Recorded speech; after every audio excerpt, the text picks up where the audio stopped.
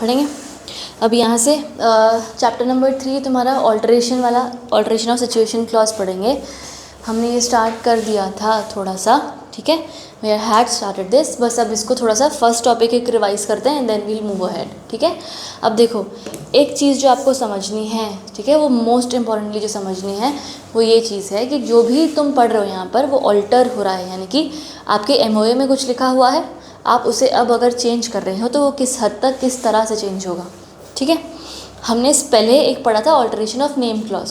अगर companies name clause change करती है तो उसका एक पूरा प्रोसेस है, वो देखा ना, एक स्पेशल रेजोल्यूशन पास करते हैं, राइट, रेजोल्यूशंस पास होते हैं, उस हिसाब से आपके नेम क्लॉजेस में चेंजेस आते हैं। क्या चेंज हो सकता है वो भी हमने देखा, इफेक्ट ऑफ नेम चेंज देखा, राइट। तो ये सब आपने देखा, ये प्लीज़ पढ़ के ना, ये प्रोसेस है, इसमें आपको एक्स्ट्रा कुछ समझा नहीं सकती। जो प्रोसेस है वो है, फॉर्म है, इतने दिन में फाइल करना एक्सेट्रा, वो आपको करना ही पड़ेगा यार, ठीक। अभी हो गया नेम क्लॉज। दूसरा है सिचुएशन क्लॉज, यानी कि जगह, उस ऑफिस की प्लेस ऑफ रेजिडेंस चेंज हो रहा है। तो ना प्लेस ऑफ रेजिडेंस में अलग अलग टॉपिक्स हैं कि किस तरीके से चेंज हो रहा है। It can be within the local limits, सारा चेंज एक ही लोकल लिमिट्स के अंदर अंदर ही हो गया, ठीक है। एक ही सेक्टर में एक मार्केट से दूसरे मार्केट चले गए आप within the local limits, ठीक है। दूसरा हो सकता है जो आउटसाइड द लोकल लिमिट्स है पर सेम सिटी में हो, ये हो सकता है। कोई हो सकता है कि आप within the same state हो, राइट। और यू कैन ऑल्सो भी have different ROC, registered office आपका चेंज हो रहा है, ठीक है। So there are different ways in which the address of a company can change easily, right. तब तुम्हारा फर्स्ट वाला जो है, जो within the local limits of same town है। अगर within local limits of same town है तो क्या खास फ़र्क पड़ा है, एक ही तुम्हारा वो SCO चेंज हुआ होगा, छोटा मोटा कुछ चेंज आया होगा, राइट। तो ये तो एक बेसिक फॉर्मल चेंज है। अगर तुम इस चेंज को रिकॉर्ड करना चाहते हो तो उसके लिए अलग से कोई बहुत बड़ा रेजोल्यूशन, ये वो, इतने सारे 36 मेंबर को इन्वॉल्व करने की ज़रूरत नहीं है, राइट। तुम विद इन द सेम वाला सिर्फ और सिर्फ एक बोर्ड मीटिंग के द्वारा फाइल करके चेंज कर सकते हो। Getting the point. तो अब ये पहला तुम्हारा change within the local limits of same town में पहला point C, a company by passing a board resolution can change the situation of its registered office within the limits of the same city, town और village. आ रही बात समझ। तो आपका सिर्फ और सिर्फ ओनली बोर्ड मीटिंग से एक बोर्ड रेजोल्यूशन पास करके आपका ये चेंज हो सकता है। बोर्ड मीटिंग और बोर्ड रेजोल्यूशन दोनों बातें समझ में आ रही है। बोर्ड मीटिंग में कौन आता है? बोर्ड मीटिंग में सारे डायरेक्टर्स, शाबाश, वेरी गुड। तो सारे डायरेक्टर्स एक मीट करते हैं। जब बोर्ड मीटिंग में कोई डिसीजन लिया जाता है तो उसको board resolution board, very good, बढ़िया। तो आपकी बोर्ड मीटिंग में एक बोर्ड रेजोल्यूशन पास होके काम हो सकता है। इस बोर्ड रेजोल्यूशन के बारे में आपको किसको बताना पड़ेगा? वेरी गुड, किसको बताना पड़ेगा? ROC। किस फॉर्म में? देखो लिखा है वहीं पे, MGT INC 22 MGT नहीं है, क्या मतलब है? MGT 14 INC 22, Within days हाँ within ठीक है, औसत changes। ठीक है। तो ये तो छोटा सा था, यहाँ पर आ गया, बढ़िया। तो ये तुम्हारा इसमें इतने चेंजेस आ गए। अब अगर change outside the local limits हो रहा है तो लोकल लिमिट से अगर बाहर गया तो प्रॉब्लम है, right. Now this change will require major approval. अब यहाँ पर अगर कंपनी का ऑफिस, कोई प्लेस, कोई जगह चेंज होती है तो उस जगह के ओनर्स, यानी कि कौन, उस कंपनी के ओनर्स कौन है? Share holders. उनको तो पूछना पड़ेगा ना, उनको अब प्रॉब्लम हो सकती है। वो मान लो कि वो कोई ओनर है या कोई शेयर होल्डर है जिसके ज़्यादा शेयर्स हो उस कंपनी में, वो जाता होगा हर मीटिंग में अटेंड करने, डे टू डे अफेयर्स के बारे में जानकारी रखने के लिए, सब कुछ। और अगर लोकल लिमिट्स ही चेंज हो गए तो he might get affected, right. So in दो situations they want to know now, अब उनको जानना है, ठीक है। तो अगर आप इसके ऊपर का कोई भी चेंज करते हो, लोकल लिमिट्स के बाहर का कोई भी चेंज करते हो, तो आपको शेयर होल्डर्स को पूछना पड़ेगा, ठीक है। और ये रेजोल्यूशन आपका स्पेशल रेजोल्यूशन होगा, ऑर्डिनरी नहीं, स्पेशल यानी 75। शाबाश, वेरी गुड। तो आपका ये रेजोल्यूशन स्पेशल रेजोल्यूशन होगा which will be passed through a postal ballot. अब पोस्टल बैलेट अपने को नहीं पता है अभी, है ना। तो अब हम जब कंपनीज़ में, देखो कंपनीज़ में जब रेजोल्यूशंस पास होते हैं ना, ठीक है, तो वो अलग अलग तरीक़ों से, रेजोल्यूशन पास होने का मतलब क्या, कोई डिसीजन लिया जा रहा है। जब कोई डिसीजन लिया जाता है तो वो बाय वोटिंग लिया जाता है, राइट। यहाँ तक क्लैरिटी है? जो ये वोटिंग का डिसीजन है वो किस हिसाब से वोट होगा ना, उस पर फ़र्क भी पड़ता है, ठीक है। एग्जाम्पल के तौर पर अगर वोटिंग हो रही है सिर्फ बाय शो ऑफ हैंड्स, कौन कौन येस है हाथ खड़ा करो, कौन कौन नो है हाथ खड़ा करो, कौन कौन बोल रहा है मुझे बाटी नहीं लेना हाथ खड़ा करो, कौन कौन डिसइंटरेस्टेड है हाथ खड़ा करो, शो ऑफ हैंड्स, ठीक है। ये हो गया। कोई कोई वोटिंग होती है by e voting method, online सब कुछ हो जाता है, ठीक है। And now there are some votings by postal ballot. Postal ballot basically वो जैसे वैसा ही होता है जैसा तुम्हारा वोटिंग होती है ना, बेसिक इलेक्शन वाला वोटिंग। क्या होता है? कुछ नहीं, एक बैलेट है, पर्ची थप्पा लगाया, पर्ची लगाई अंदर, बस इतना, ठीक है। तो अभी पहले होता था ज़्यादा ये कि भाई जो भी तुम्हारा येस या नो है उसकी एक पर्ची मिलेगी, तुम उस पर थप्पा लगाओगे, तुम उसको फिर एक बैलेट बॉक्स में डालोगे, लेटर ऑन वो चेक होगा। एक तरीके से कॉन्फिडेंशियल वोटिंग हो जाती है, राइट।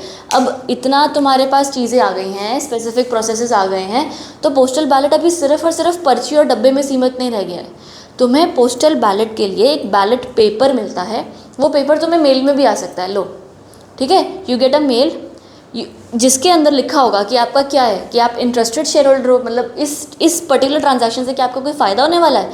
अगर आप हो तो आप फिर हट जाओ, आप फिर वोट मत करो, ठीक है। हो सकता है कि आप फिर अब पूछ जाएगा आप येस है आपका कि नो है आपका, कि क्या दिक्कत है, राइट।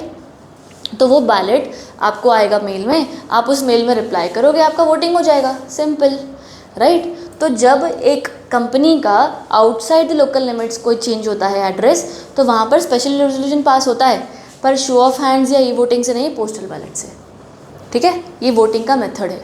आई बात समझ? तो तुम अब स्पेसिफिकली देखो according to 12(5) of the act, ये पढ़े, सेकंड पॉइंट पढ़ते हैं, ठीक है।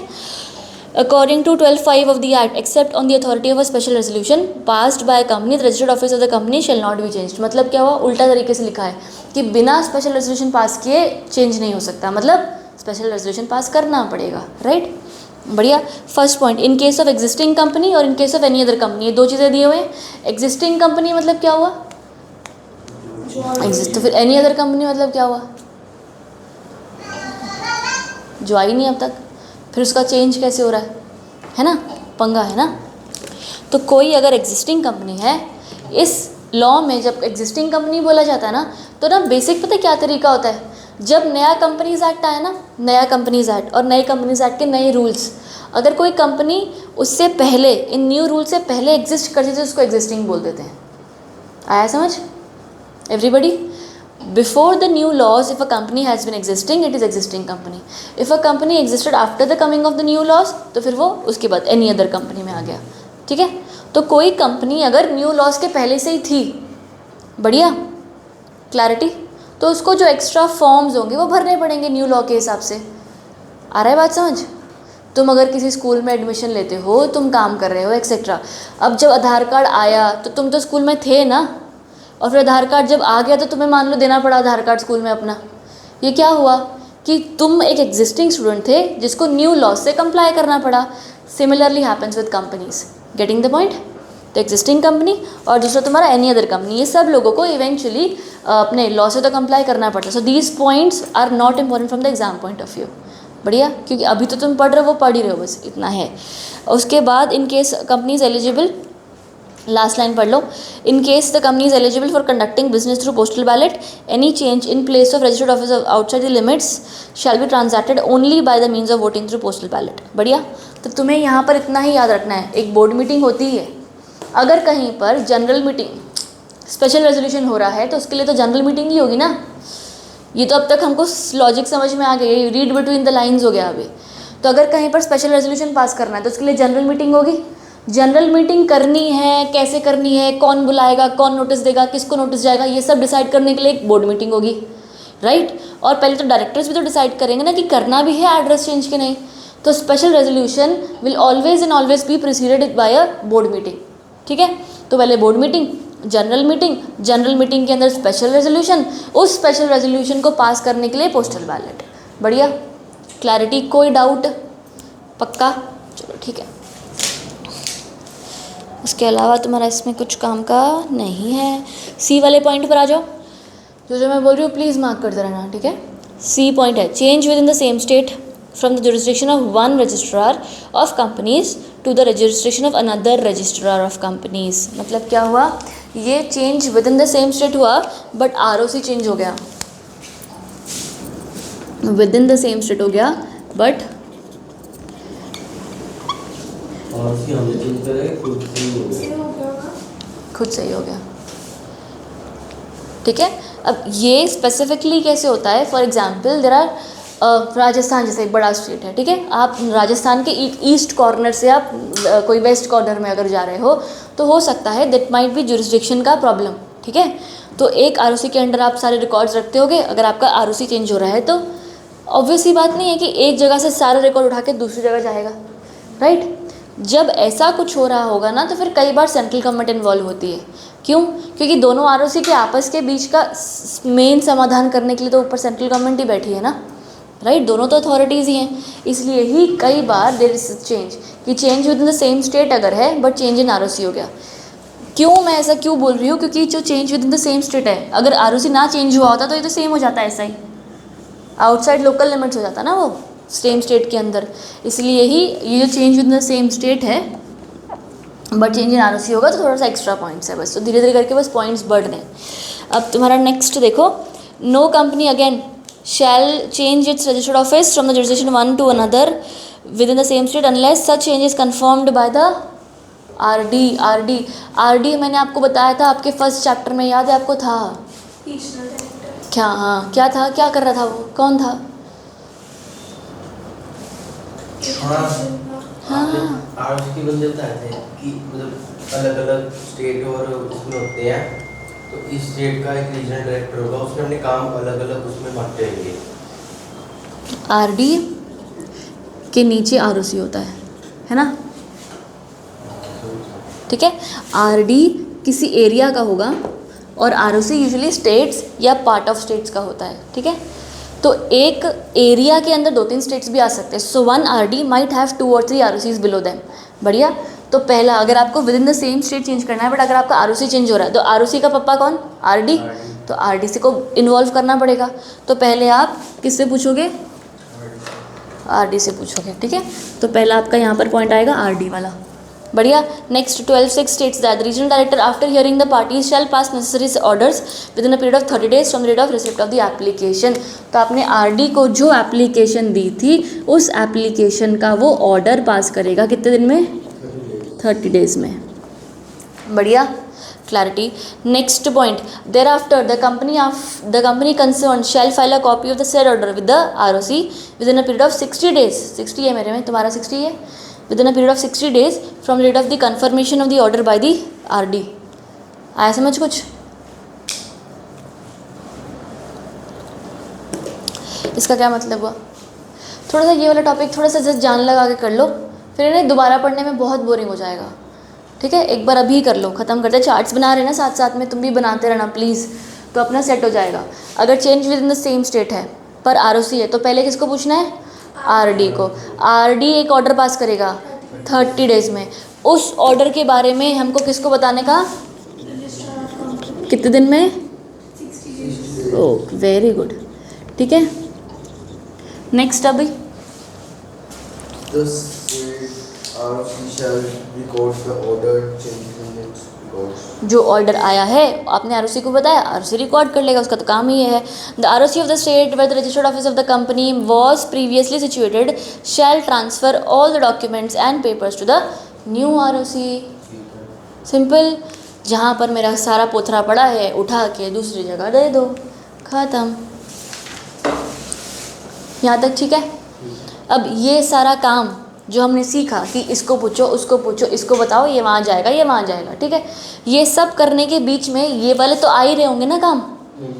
बोर्ड मीटिंग तो हो ही रही होगी, बोर्ड रेजोल्यूशन तो होगा ही, जनरल मीटिंग तो होगी, स्पेशल रेजोल्यूशन तो होगा ही, ये तो है ही, राइट।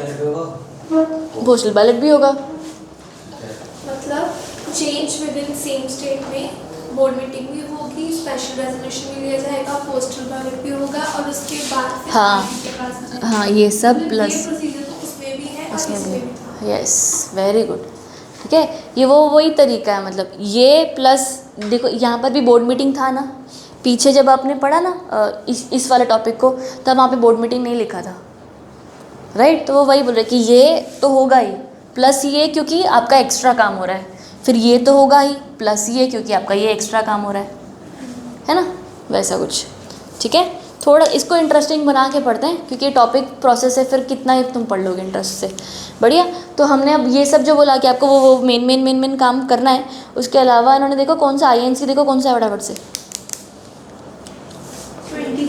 23 पहले कौन सा था? 2। तो 23 किसको दे रहे हैं? बट चेंज करो। दे किसको रहे हैं? 22 किसको दे रहे थे? Local limit. दे किसको रहे थे बच्चे? अथॉरिटी किसकी थी, कौन सी थी? हाँ, हो रहा है। तो ई फॉर्म जो हम दे रहे थे INC 22 हम दे रहे थे 2 ROC in form E form INC 22 with in 30 दिन। ये किसको दे रहे हैं? RD को दे रहे हैं। कौन सा फॉर्म है? 23। तो INC 23 टू RD कितने दिन में, क्या, क्यों, किधर? 60 डेज में।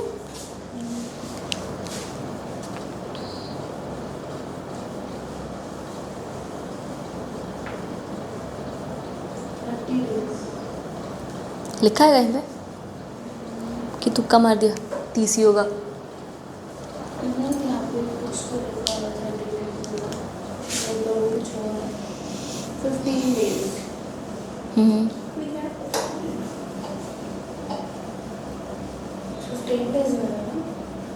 कहाँ लिखा है? और यहाँ पे देखो ई के नीचे है जो regional director shall examine the application and the application may be put up for orders without hearing and the order either approving or rejecting the application shall be passed within 15 days of the receipt of application complete without respect. शाबाश। Confusion create करेंगे क्योंकि RD को application दिया था, पीछे section था, RD को application दिया, RD उस एप्लीकेशन का ऑर्डर पास करता 30 दिन में, राइट। वो जो 30 डेज था फ्रॉम डेट ऑफ कहाँ से था? पिछले वो किया RD को वो दिया फ्रॉम एप्लीकेशन। हाँ जी। तो यहाँ पे भी तो उसी की बात हो रही है कि RD ऑर्डर पास करेगा 15 दिन में। हाँ, जब उसके पास आ जाएगी एप्लीकेशन तो फिर उस दिन से लेके 15 दिन में ऑर्डर पास करेगा, राइट। तो ये सेम ही चीज़, सेम ही काम के 2 दिन बात होने हैं। सेक्शन के अंदर 30 है, रूल्स के अंदर 15 है। ध्यान से पढ़ो, मिला?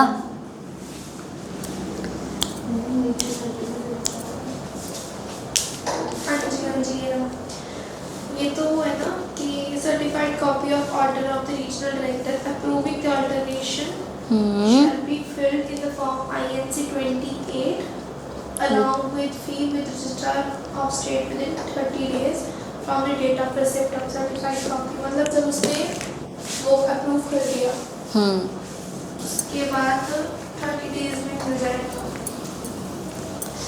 सब कंफ्यूजन हो गया है। सॉल्यूशन कुछ मिला नहीं। चल देखो, यहाँ पर तुम्हारा सेम स्टेट और डिफरेंट ROC है, राइट। इसमें एज पर सेक्शन अलग रूल्स हैं और एज पर तुम्हारा रूल्स, यानी कि कौन सा रूल है? रूल 28। तो एज पर 28 यार ब्लू वाला काम ऊपर इसी पेज पे सबसे ऊपर देखा, एज पर रूल 28। हाँ जी।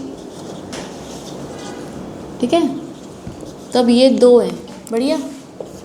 अब एज पर आपका सेक्शन जो है उसमें आपको स्पेसिफिकली बोला गया है कि आपका जो वो बोर्ड मीटिंग और एक्सेट्रा वो सब तो आपको करना ही करना है। उसके अलावा आपको RD को एप्लीकेशन देनी है। RD को एप्लीकेशन देने का कोई टाइम नहीं है, देनी है ना जब आपने सोचा, उसके बाद आपको एप्लीकेशन देनी है। उसके बाद उन्होंने बोला कि RD जो है वो ऑर्डर पास करेगा 30 डेज़ में। बढ़िया। और इस ऑर्डर को आपको ROC को फाइल करना है कितने दिन में? 60 बच्चे 60 डेज़ में। ये भी लिख चुके हैं ना हम लोग यहाँ पे, ठीक है। ये वाला हमने बोला। पीछे कोई फॉर्म लिखा था? कोई फॉर्म नहीं लिखा था ना, तुमने पढ़ा ना? कोई फॉर्म था? नहीं था। तो अब आगे अब आगे यहाँ पर उन्होंने एज़ पर रूल्स यही बात करी। एज़ पर रूल्स उन्होंने क्या बोला कि आपको बोर्ड रेजोल्यूशन पहले तो उन्होंने शुरू से बोला कि आप पहले बोर्ड रेजोल्यूशन पास करो, उसके बाद आप क्या पास करो, स्पेशल रेजोल्यूशन। देखो इसमें पोस्टल बैलेट है, लिखा है कहीं पे, पर होगा क्या लगता है, होगा, होगा, वेरी गुड, होगा, ठीक है। उसके बाद declaration given by the KMP and any two directors authorized by the board that the company has not defaulted of dues to the workmen and has either the consent of the workers etc. तब इसका क्या मतलब हुआ कि आपने ये दोनों चीज़ें तो करी, ठीक है, पर रूल्स एक और चीज़ मांगता है, रूल्स एक और चीज़ मांगता है, वो है डिक्लेरेशन। डिक्लेरेशन किस चीज़ का, कि हमने किसी भी वर्कर का कोई भी मानहानि कुछ प्रॉब्लम नहीं किया है, कोई उसका पैसा देना बनता था तो हमने दे दिया है, हमारे यहाँ से वहाँ जाने की वजह से कुछ वर्कर्स का नुकसान हुआ होगा, दैट इज़ ऑब्वियस बात, ठीक है, पर ये हमारे यहाँ से वहाँ जाना कोई वर्कर को ख़राब करने के लिए नहीं, कंपनी के वेलफेयर के लिए है। तो you have to file a declaration about that, क्योंकि तुम लोगों का नुकसान करो ना, उनका रोज़गार लेकर जा रहे हो, राइट। तो एक डिक्लेरेशन जाता है अबाउट वर्कर्स एक्सेट्रा। उसके अलावा a declaration not to seek change in the registration of the court when cases for prosecution are pending. तो उसके अलावा डिक्लेरेशन फॉर वर्कमैन, चलो ऐसा कर देती हूँ वहाँ पे। उसके अलावा declaration for declaration of pending case, है ना, मतलब क्या हुआ इसका, कोई भी पेंडिंग केस नहीं है, नहीं नहीं, कोई अगर पेंडिंग केस होगा तो चलेगा, पर अब उस पेंडिंग केस का मैं जुरिस्डिक्शन नहीं चेंज करवाऊंगी, बोलूँगी नहीं कि एक कोर्ट से दूसरे कोर्ट में सुनवाई होनी चाहिए, ऐसा नहीं होगा, जहाँ पर चल रहा है वहीं चलेगा, ठीक है। पेंडिंग केस में सेम कोर्ट रहेगा, बढ़िया। Next what you have, acknowledged copy of intimation of the chief secretary of the state as to the proposed shifting and that the employees of interest is not adversely affected, ठीक है। उसके अलावा हमने सबको chief secretary of state को बता दिया है, बढ़िया।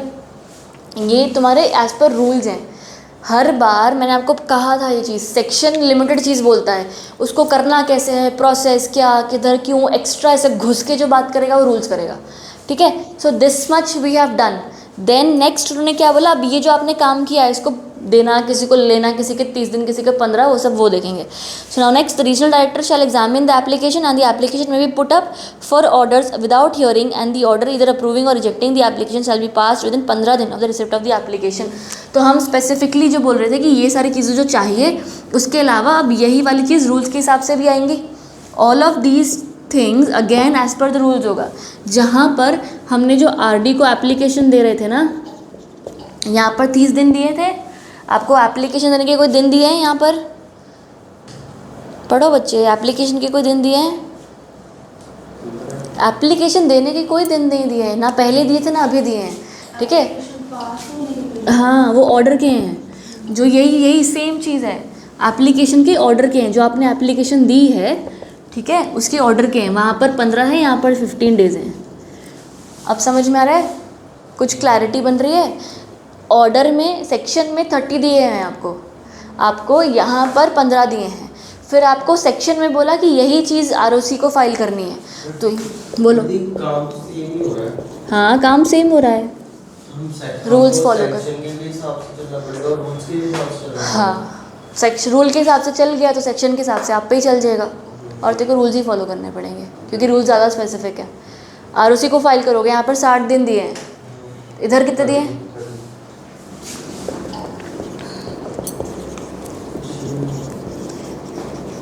INC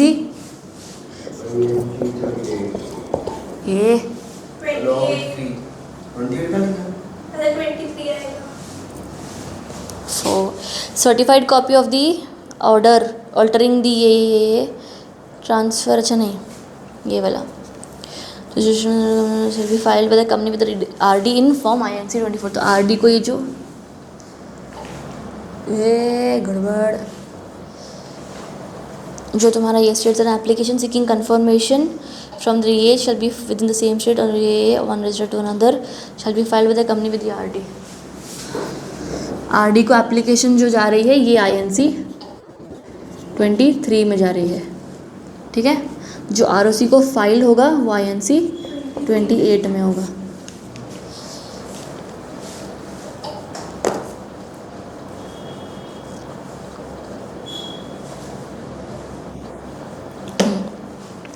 आया समझ? प्रोसेस है पूरा, प्लीज़ समझो, नहीं तो बहुत कंफ्यूज रहोगे। ये बेसिक ऐसे ही है, ये एज़ पर सेक्शन है, वो एज़ पर रूल्स है, काम दोनों वही कर रहे हैं, एक्स्ट्रा चीज़ें हैं। ये पूछ लेंगे तुम्हें एग्जैक्टली, तुम्हें जगह बोल देंगे कि सारूसी चेंज हुआ है, स्टेट चेंज नहीं हुई है, ये तो लिख के जाओगे। ये आज हाँ नहीं, मेरे को लिख के चेक करवा के जाओगे, ऐसे तो नहीं चल पाएगा तुम्हारा। वो मेरे को पता है गलतियाँ हो जाएंगी यार अंदर, सच बता रही हूँ मैं। Please you have to write it down and go today.